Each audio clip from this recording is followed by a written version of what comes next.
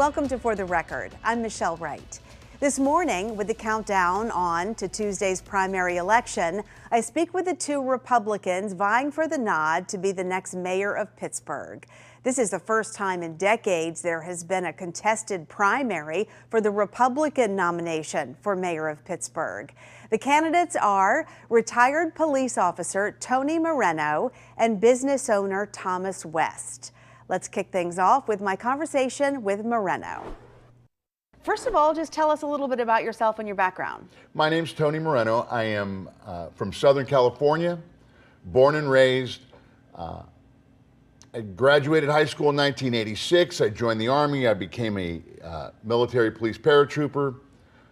After I got out of the military, I served in combat. After I got out of the military, I wanted to be a police officer. I had gotten married and moved to Youngstown, Ohio. I went through the Ohio Police Academy, but then got hired in the city of Pittsburgh, and I wanted to work in the big city. So I came here in 1994 and started my career. I started working in a police wagon on the north side, and then went into the narcotics division where I spent most of my career. And then when I ended my career, it was downtown, basically working in Market Square. I'm a father, I'm a grandfather, I'm a husband, I'm a son, and I just am here to serve Pittsburgh. And let's talk about serving Pittsburgh. What do you think in your background qualifies you to become mayor? That I've served in the entire city of Pittsburgh for 24 years. For the first 9, I was in specifically North Side, but then when I went to the narcotics division, I went through the entire city, and I was able to engage with communities that varied across all our communities. And also I was able to see how the city worked politically, all the policies, how they operated. I was very active in my union. So fighting bad policies and putting myself in the place where I can challenge what the city was doing, because it wasn't conducive to our members in our union. And those things didn't play out to being positive in the community. Everything needed to work better. So I was always involved that way. And then leading the city in arrest for 5 years in a row under government oversight with the consent decree. You know, they came in, they wanted to change the way we were policing. It was easy for me because all you do is enforce the law. So I just applied myself, did what I was supposed to do, and they used me as an example on how you can do good police work and still come under proper guidance. What do you think the biggest issues are facing Pittsburgh? Well, public safety is always number one. That will always be front and center. It doesn't matter what the underlying growth or problems are. Public safety is the first and foremost. Following that is currently housing.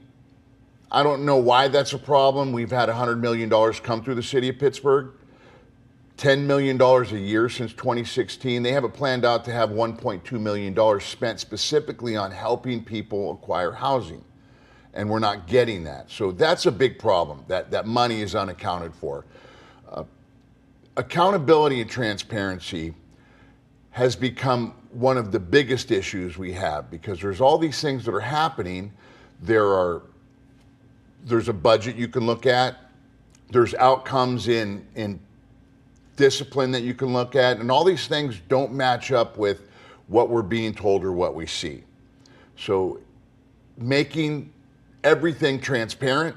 There's no reason that the public shouldn't see things like body camera footage from a police officer. We paid $15 million to integrate our body cameras with our car cameras and our weapons, our use of force with tasers. All those things are integrated, yet we can't see them. When something happens and the investigation is over, we should be able, as a taxpayer, see what we're paying money for and seeing how our government officials are acting, and if they're acting the way that we want them to according to policy. So accountability and transparency is a big deal. And if there is something wrong, make sure that it's corrected. That's the accountability part, because if there is no accountability, you're going to get mayhem on the streets and inside of your own departments, and you can't have that. What are your thoughts about putting a police chief in place? Well, of course, we need a leader. How I would go about finding that leader is go back into whoever it is. I believe we can find somebody that was a prior Pittsburgh police officer or current Pittsburgh police officer. There are qualified people out there across the country. I think we can keep it local. I would prefer it to have somebody that was here because of how particular Pittsburgh is. But go back in that officer's history, go back in their resume. Every police officer has a resume that shows what they did in their police work because we write reports. We memorialize everything we do. If you go back in their past, before they first got promoted, before their first specialty position, when they were just police officers making their way through law enforcement, you will find out what kind of work they did, how they addressed the communities, what they were good at, and what they focused on.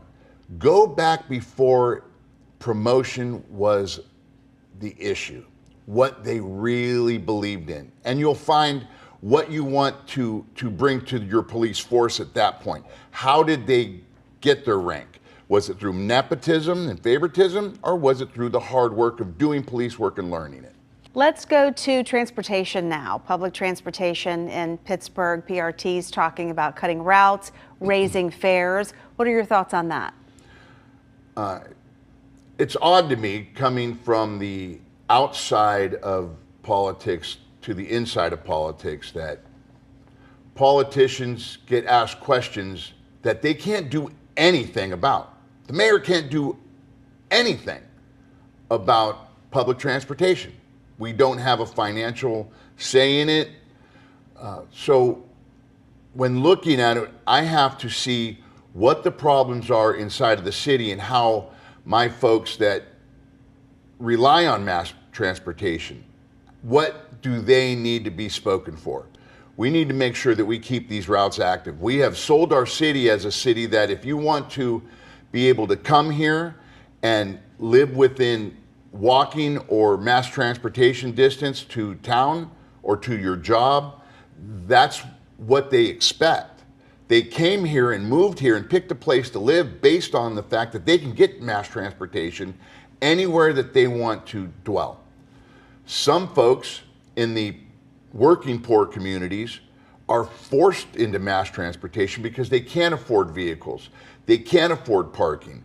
They can't afford to get to those areas driving, so they take mass transportation. And when you rely on that for your job, how you are going to take care of your children going forward, or how you are going to rely on being where you promise to be, it's important to everybody that those things operate without stopping. It's important to everybody that people that are waiting in line are safe. If we have bus stops or mass transportation venues in my city, I'm going to make sure that when you're there, all the rules are being obeyed. There's about 15 rules and regulations, both locally and statewide, that protect areas, people that are waiting for mass transportation. And I believe there's 200 plus bus stops in the city of Pittsburgh that have been targeted for shelters. There's no reason at all why any resident of the city of Pittsburgh needs to be sitting in a gutter waiting for a bus. I will make sure that happens because it's not right. That's not a fair rendering of how our tax dollars are being applied. And on the bully pulpit of the mayor's office, I will make sure that the elected officials that take care of that will know if they're acting in the residents of Pittsburgh's best favor. And that's how I could direct those actions as the mayor. Finally, I just want you to tell me why Pittsburghers should vote for you for mayor. Because I'm the only one that's going to get it done. We have politicians right now in Ed Gainey and Corey O'Connor that have been in charge for at least the past 10 to 15 years. They are talking about things that they could have cured themselves. We have brought, again, I'll say it again because it's meaningful, $100 million through the URA that they were both in control of. Corey O'Connor, as a council person, was in control of the budget. They allowed that money to go to the URA for development. Ed Gainey was the state rep, and he sat on the URA board. All this money went through their hands, and we don't see how it got spent to make housing for people that need it. That's a big issue for me. I am the only one that's going to be able to come in and start enforcing the law and not policy in public safety. It is the most important thing we need. We need to make sure that we are safe and protected, that we can have our mothers and grandmothers come into downtown and go to a show and not worry about being afraid. I can't do that right now. I don't do it because I know that there's a legitimate fear down there. There's a legitimacy to the danger that's there because we're operating on policy. I will make sure that our police officers are well trained, well paid, and are enforcing the law. And if something goes on, that I bring accountability and transparency. And keep it here on For the Record. Coming up later this half hour, we sit down with Moreno's challenger for the Republican nod, local businessman Thomas West.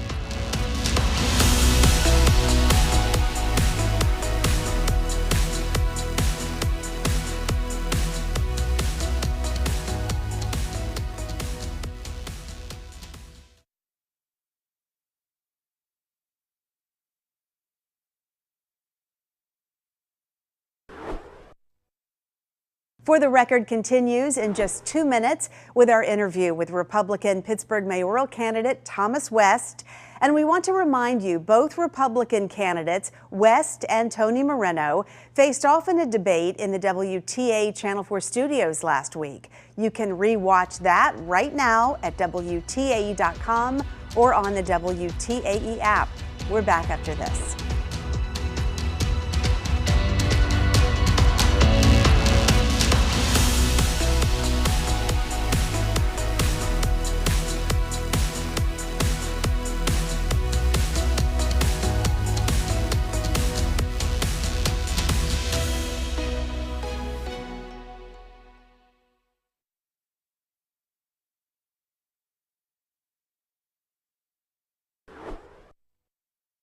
Welcome back to For the Record. Ahead of the Republican primary in the race for mayor of Pittsburgh, we've been speaking with the candidates. Earlier this half hour, you saw my one-on-one with Tony Moreno, and now our Kristen Powers sits down with the local businessman Thomas West, who is also seeking the Republican nomination. You do have a history as being a businessman, starting your own clothing store in Lawrenceville. Describe to me how you got that started and how you've seen your personal business grow here in Pittsburgh. Yeah, so I didn't know anything about business, but I'm never afraid of a challenge. So one day, it took me like 3 years. I was thinking about opening my own business. I love entrepreneurship. I love Main Streets. And then I was like, you know what, let me just start my own business. Jump right into it. I had a little bit of money, and I paid as I went, if that makes sense. So I didn't know much about retail, but I knew I wanted to open a retail store on a main street. So that's what I did. I took a credit card, had $3,000, went with it, bought some stuff, cold called people and said, hey, I want to carry your product. And that was in 2014. Over the years, that was in East Liberty. Over the years, I outgrew my space. I listened to my customers, what they wanted. So I took their advice, ordered more product, changed my store up quite a bit. And now I'm in Lawrenceville. I own my own business, my own building, 2 floors, all men's retail. And but I didn't know much about it. I mean, I had a 3-month stint of working at Abercrombie way back in the day.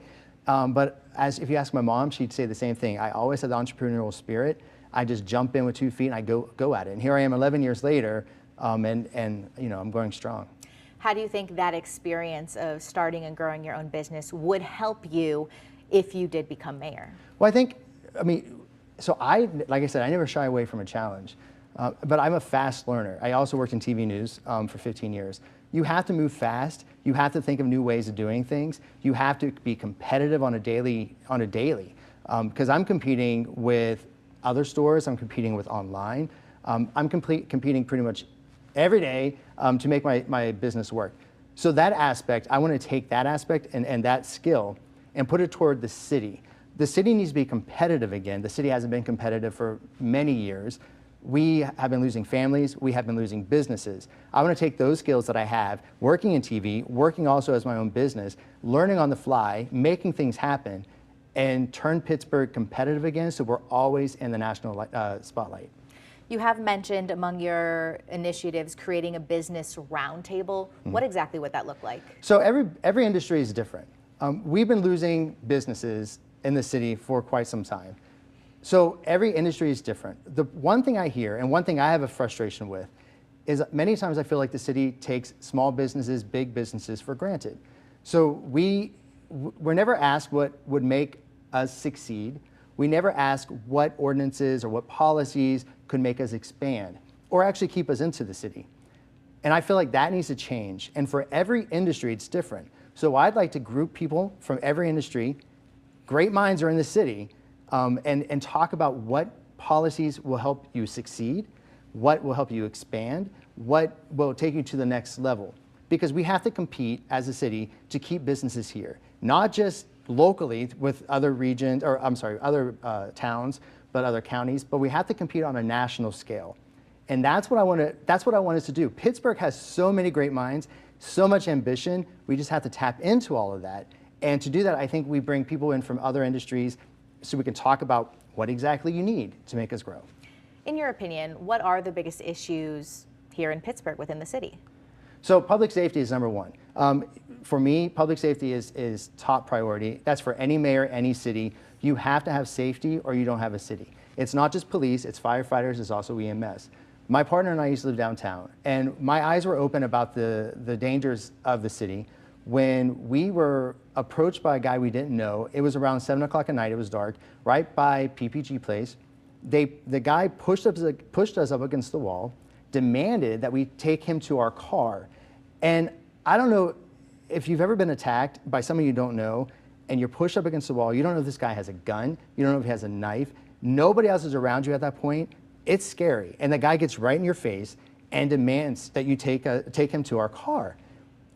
When that happened, luckily we were able to calm it down, and the guy walked away and he went and sat on a stool, or not a stool, but like a steps not too far. I called police came, they did their job, and you know, everything that opened my eyes to the dangers of that, and no one should ever have to go through that.